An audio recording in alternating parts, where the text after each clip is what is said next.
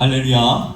오늘도 우리에게 은혜를 베푸시는 그 하나님을 바라보며 이 시간 말씀 안에서 놀라운 은혜를 경험하는 귀한 시간이 되기를 원합니다. 우리가 삶을 살아가다 보면 수많은 어려움과 문제들을 직면하게 됩니다. 우리의 삶은 갖가지의 고난과 고단함, 아픔과 슬픔들을 머금고 있기에 굉장히 어렵고 복잡하고 불행하게 느껴집니다. 그렇다면 우리의 삶 속에서 이러한 고난과 어려움들을 가져다주는 원인은 어디에 있는 것일까요? 많은 사람들은 그 원인을 외부에서 찾습니다.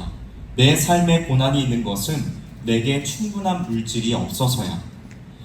내가 원하는 환경과 상황이 주어지지 않아서 내 삶에 고난이 이렇게 있는 거야. 나를 괴롭히는 저 인간들이 있기에 내 삶은 불행한 거야. 이렇게 그 원인을 외부에서 찾는다는 것이죠.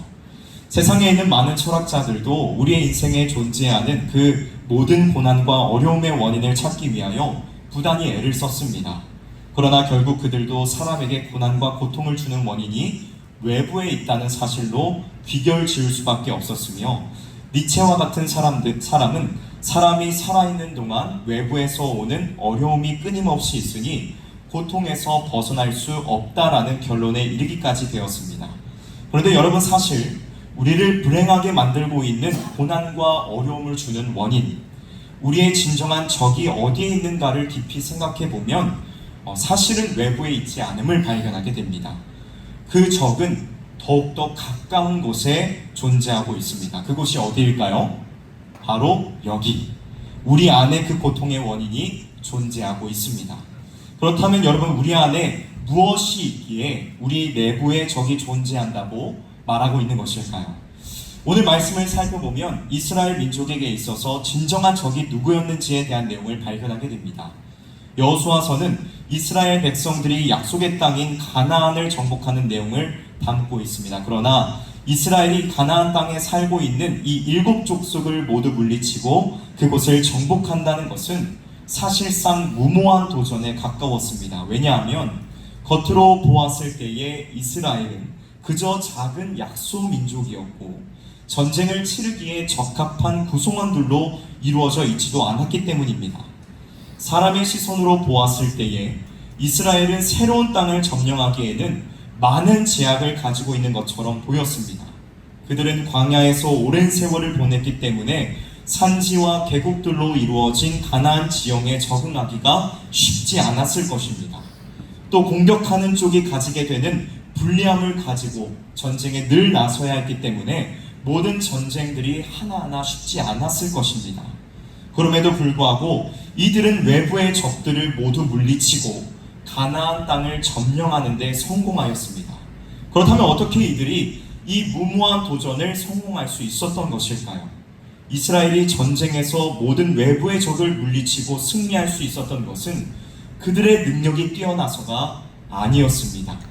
그들이 가진 무기가 더 훌륭했기 때문도 아니었습니다. 뛰어난 전술가가 있어서 적재적소의 병력을 배치했기 때문도 아니었습니다. 이스라엘이 이 가나안 전쟁에서 승리할 수 있었던 것은 순전히 하나님께서 그들과 함께 하셨기 때문이었습니다. 하나님께서 함께 하셨기에 그들이 늘 상대적으로 불리한 위치에 있었음에도 불구하고 외부의 적들로부터 완벽한 승리를 이룰 수 있었던 것입니다. 그런데 여러분, 이스라엘의 문제와 위기는 가나안 땅을 점령하기 위하여 치루었던 계속된 전쟁의 시기에 나타나지 않았습니다. 오히려 점령 전쟁을 마친 뒤에 문제들을 맞이하게 되었습니다. 이스라엘이 가나안과의 전쟁에서 승리한 이후에 하나님께서 모세를 통하여 전하신 말씀대로 하나님의 계명과 뜻에 따라 순종하며 그분만을 사랑하는 삶을 살았다면 아마 그들에게는 아무런 문제가 없었을 것입니다. 그들은 하나님이 주시는 복을 누리며 평안한 삶을 살게 되었을 것입니다. 그러나 안타깝게도 가나안의 7 족속을 모두 이기고 그 땅을 점령한 이후에 이들은 내부의 적에 의하여서 서서히 위기를 맞기 시작하였습니다. 오늘 본문인 여호수아서 24장 23절을 함께 읽어보도록 하겠습니다. 여호수아서 24장 23절입니다. 함께 읽도록 하겠습니다. 시작. 여호수아가 이르되 그러면 이제 너희 중에 있는 이방 신들을 치워버리고 너희의 마음을 이스라엘의 하나님 여호와께로 향하라 하니. 아멘. 가나안 땅을 점령하고 편해지자 이스라엘의 마음과 시선은 다른 곳으로 향하기 시작하였습니다. 하나님을 향해 고정되어야 했던 그들의 시선은 가나안 민족이 섬기던 이방 신들을 향하기 시작하였습니다. 이스라엘은 눈앞에 보이는 모든 적들은 물리쳤지만 그들 내부에 있던 죄라는 적은 이기지 못하였던 것입니다. 여러분, 이스라엘과 마찬가지로 우리에게 있어서 내부의 적은 죄입니다. 그렇다면 죄는 무엇이고 우리는 이 죄라는 내부의 적을 어떻게 이길 수 있을까요? 우리가 이 시간 함께 살펴보기를 원합니다. 먼저 죄란 무엇입니까? 죄란 하나님의 말씀에 대하여 순종함에 있어서 부족하거나 혹은 그 법을 어기고 자기 뜻대로 살아가려는 상태를 의미합니다.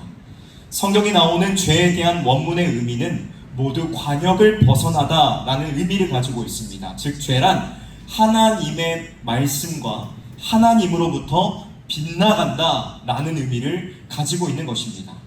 또 웨스트민스터 소유리 문답 제14문에 죄가 무엇이냐는 질문에 믿음의 선배들은 이렇게 답하였습니다.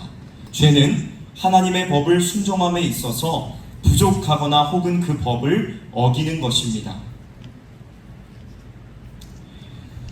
즉 죄는 하나님에게서 벗어나려는 마음의 상태로서 하나님의 법에 대한 불순종과 부분적인 행함으로 나타난다는 것입니다. 여러분, 여기에 있는 그 우리 중 누구도 이 죄에 대하여 나와는 관계없다 말할 수 있는 사람은 없습니다. 우리가 눈을 뜨고 숨을 쉬고 생명을 유지하는 그 모든 순간들 속에서 우리는 끊임없이 죄의 유혹을 받고 또 죄를 지으며 살아갑니다. 심지어는 하나님을 사랑한다, 하나님의 영광을 위하여 살아가겠노라 불과 몇 분 전에 고백을 하고 찬양을 했음에도 불구하고 우리는 또다시 죄의 앞에 걸려 넘어지고 맙니다. 여러분, 죄는 줄과 같아서 우리를 묶어 같은 죄에 반복해서 걸려 넘어지게 만들고, 죄는 문둥병과 같아서 죄를 지었다는 그 사실에 대한 감각을 점차 잊게 만듭니다. 우리는 어거스틴이 말하는 것처럼 죄를 짓는 것을 하나님의 말씀을 지키는 것보다 사랑하고 즐거워하기 때문에 죄로 인한 끊임없는 고통 속에 살아갈 수밖에 없다는 것입니다. 그렇다면 여러분, 우리는 죄를 어떻게 이길 수 있을까요? 우리의 노력과 힘으로는 죄를 이겨낼 수 없습니다. 죄는 숨기려 해도 없어지지 않고 일시적으로 죄를 짓지 않는다고 해서 사라지는 것도 아닙니다. 그렇다면 여러분, 우리는 도대체 내부의 적인 이 죄를 어떻게 이길 수 있습니까? 먼저 첫 번째로 죄의 심각성을 인식해야 한다는 것입니다. 무엇을 해야 된다고요? 죄의 심각성을 인식해야 한다는 것입니다. 오늘날 사회에 흐르는 아주 이상한 기조 중에 하나는 죄를 실수 정도로 생각한다는 것입니다. 그래서 죄를 짓더라도 사람이 살면서 어떻게 실수를 안 할 수 있느냐, 실수할 수도 있지 라며 가볍게 생각하는 경향이 있습니다. 또 죄를 짓는 것을 자신의 타고난 기질이니 그것은 정당하다며 합리화하려는 사람들이 있습니다. 그러나 이것은 아주 잘못된 것입니다. 지극히 작은 것이라도 그것이 하나님의 말씀에 비추어 보았을 때에 옳지 않은 것이라면 그것은 우리의 영혼을 병들게 하고 죽이는 심각한 죄인 것입니다. 여러분, 죄는 속임수를 통해서 우리의 마음을 강팍하게 만들고 하나님을 경외하지 못하도록 유혹합니다. 죄는 사람의 마음을 완악하게 하며 우리 안에 거하시는 성령님을 근심케 만듭니다. 또한 죄는 그리스도의 사랑의 힘을 빼앗고 대적자인 사단의 욕망을 채워주는 것입니다. 죄의 속임수를 통해 주님을 버리는 이러한 행위는 주님을 다시 십자가에 못 박는 행위와 같은 것입니다. 그러므로 여러분, 우리는 죄의 이 심각성을 올바르게 인식해야 합니다. 죄의 비참함을 기억하고 그것이 결코 가벼운 것이 아님을 깨달아야만 합니다. 우리는 절대 죄를 실수라 여겨서는 안 되며 이것을 자신의 타고난 기질로 인해 나타난 것이니 당연한 것이라고 생각해서는 안 됩니다. 죄는 예수 그리스도의 십자가 사건을 무마시키려 하는 하나님을 향한 엄청난 반역이라는 사실을 우리는 늘 기억하고 생각해야만 한다는 것입니다. 다음 두 번째로, 죄를 이기기 위해서는 예수 그리스도의 도우심과 죄와의 처절한 전투가 있어야 합니다. 두 번째로, 죄를 이기기 위해서는 무엇 해야 된다고요? 예수 그리스도의 도우심과 죄와의 처절한 전투가 있어야 한다는 것입니다. 여러분, 우리가 죄를 이길 수 있는 방법은 단 한 가지입니다. 바로 죄와 사망의 권세를 이기신 예수 그리스도, 그분께 도움을 간절하게 구하는 것입니다. 믿으십니까? 예수님은 우리를 죄에서 구원해 주시기 위하여 십자가를 지시고 고난과 고통을 당해 죽으셨습니다. 이에 대하여 로마서 5장 6절은 이렇게 말씀하고 있습니다. 우리가 아직 연약할 때에 기약대로 그리스도께서 경건하지 않은 자를 위하여 죽으셨노라. 여러분, 주님의 보혈의 피는 죄로 병든 영혼들을 위한 예수님의 주권적인 치료제가 됩니다. 우리가 그분 안에 산다면 우리도 역시 주님께서 죄를 이기신 것처럼 죄를 이길 수 있습니다. 우리가 진정으로 그리스도 안에 사는 자, 주님께 속한 자라고 고백한다면 우리는 죄와 늘 처절하게 피 흘리기까지 싸워야만 합니다. 그렇다면 우리가 죄를 이기기 위하여 주님을 의지함과 동시에 삶에서 나타나야 될 모습은 무엇일까요? 우리가 함께 적응해 보기를 원합니다. 먼저 첫 번째로, 처음부터 죄에 대하여 결사적으로 대항해야 합니다. 처음부터 죄가 우리의 마음밭에 결코 서지 못하도록 끊임없이 저항해야 합니다. 죄는 일단 한 걸음을 내디디면 그 다음 발걸음을 바로 취합니다. 죄는 마치 강에 흐르는 물과 같아서 죄가 일단 마음의 자리를 잡게 되면 물줄기처럼 멈추지 않고 계속해서 흐릅니다. 그러므로 우리는 죄를 지을 수 있는 그 상황 그 자체를 피하는 것이 가장 좋습니다. 여러분, 죄를 지을 만한 유혹이 있을 때에 과감하게 그것을 끊어내 버리십시오. 여러분을 죄로 향하게 만드는 그 여러 가지의 유혹의 수단들을 끊어버리시기를 바랍니다. 다음 두 번째로, 믿음을 통하여 그리스도 안에서 죄를 이기십시오. 스스로 죄를 극복할 수 없고 죄와 싸우는 일에 완전히 기진맥진한 상태에 있다고 할지라도 예수 그리스도를 의지하고 충분한 위로를 얻을 수 있다는 사실을 잊지 말아야 합니다. 또한 극도의 고통과 고난 속에 있을지라도 그리스도 안에서 우리를 위하여 예비되어진 풍부한 은혜와 하나님의 도우심들을 바라보며 말씀을 마음에 간직하고 그 은혜 위에 믿음으로 살아가기를 우리는 결단해야 합니다. 세 번째로, 죄의 권세에서 해방되기를 끊임없이 갈망하십시오. 일단 죄를 심각하게 인식하게 되면 우리는 그 죄의 권세에서 해방되기 위하여 끊임없이 갈망해야 합니다. 한순간이라도 우리의 마음속에 현재의 이 상태에 만족하려는 생각을 가져서는 안 됩니다. 여러분, 우리가 죄에서 해방하고자 하는 그 강력한 열망을 가지십시오. 우리가 이러한 열망을 가져야 되는 가장 큰 이유는 그러한 열망을 통하여 우리의 믿음과 소망이 힘을 발휘하게 되고 우리의 영혼이 하나님을 향하여 움직일 수 있기 때문입니다. 그러므로 여러분, 마음속에서 항상 하나님 앞에 갈망하는 마음을 가지십시오. 죄를 이길 수 있도록, 죄의 이 권세로부터 벗어날 수 있도록 바라고 울부짖으십시오. 항상 기도하는 저와 여러분들이 되시기를 주님의 이름으로 간절히 소망합니다.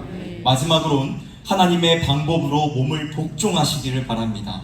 몸을 복종시키는 행위는 죄와 싸워 이기기 위한 하나님의 명령입니다. 이것은 죄의 천성적인 뿌리를 억제하고 죄의 기름진 토양을 제거하여 그것을 시들게 만듭니다. 우리의 몸은 참 간악합니다. 우리의 육신의 생각은 언제나 세상적인 유익과 즐거움만을 탐합니다. 그러므로 우리는 하나님의 말씀 안에서 우리 자신의 몸을 철저히 복종시켜야 합니다. 경건한 삶을 위하여 그리스도인으로서 성도로서의 합당한 삶을 위하여 항상 하나님의 말씀 앞에 자신을 세우는 저와 여러분들 우리 모두가 되기를 주님의 이름으로 간절히 소망합니다. 말씀을 마무리하도록 하겠습니다. 사랑하는 성도 여러분, 죄와 싸우되 피 흘리기까지 싸우십시오. 이사야서의 말씀대로 마음의 경계를 세우고 주님을 의지하여 날마다 영적 전쟁 가운데서 승리하는 저와 여러분들이 되시기를 주님의 이름으로 간절히 소망합니다. 함께 기도하도록 하겠습니다.